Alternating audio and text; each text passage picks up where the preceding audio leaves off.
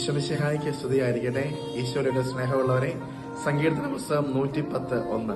കർത്താവ് എന്റെ കർത്താവിനോട് അരുളി ചെയ്തു, ഞാൻ നിന്റെ ശത്രുക്കളെ നിന്റെ പാദപീഠമാക്കുവോളം നീ എന്റെ വലതുഭാഗത്ത് ഇരിക്കുക.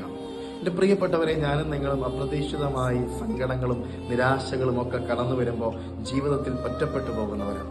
അപ്പനും അമ്മയും മനസ്സിലാക്കാത്ത നിമിഷം, ജീവിത പങ്കാളി പെട്ടെന്ന് കൈവിട്ടു പോകുന്ന നിമിഷം, എൻ്റെയും നിങ്ങളുടെയും സുഹൃത്തുക്കളൊക്കെ തള്ളിക്കളയുന്ന നിമിഷം, അങ്ങനെയുള്ള നിമിഷങ്ങളിലൊക്കെ ഒറ്റപ്പെട്ട് നിരാശപ്പെട്ട് കൂടെ ആരുമില്ലെന്ന് പലപ്പോഴും കരുതുന്നവരാണ്. എന്നാൽ ഇന്ന് അച്ഛൻ നിങ്ങളോട് പറയാനുള്ളത്, നീ ദൈവത്തിന്റെ സന്നിധിയിൽ ഇരിക്കാൻ സമയം കണ്ടെത്തുമ്പോൾ, ഒറ്റയ്ക്കിരിക്കുമ്പോൾ, ദൈവത്തോട് മാത്രം സംസാരിക്കാനായി ജീവിതത്തിൽ 5 മിനിറ്റ് ഒരു ദിവസം മാറ്റിവെക്കുമ്പോൾ, സ്വർഗം വിട്ടൊരു ദൂതൻ നിന്റെ വലതുഭാഗത്തേക്ക് വരും, നിനക്കുത്തരം തരാൻ, നിന്നോട് കൂടെ ആയിരിക്കാൻ. എൻ്റെ പ്രിയമുള്ളവരെ, അതുകൊണ്ട് ദൈവത്തിന്റെ സന്നിധി നമുക്കിരിക്കാം, സ്വസ്ഥമായിട്ടിരിക്കാം. കർത്താവ് ഉത്തരം തരും.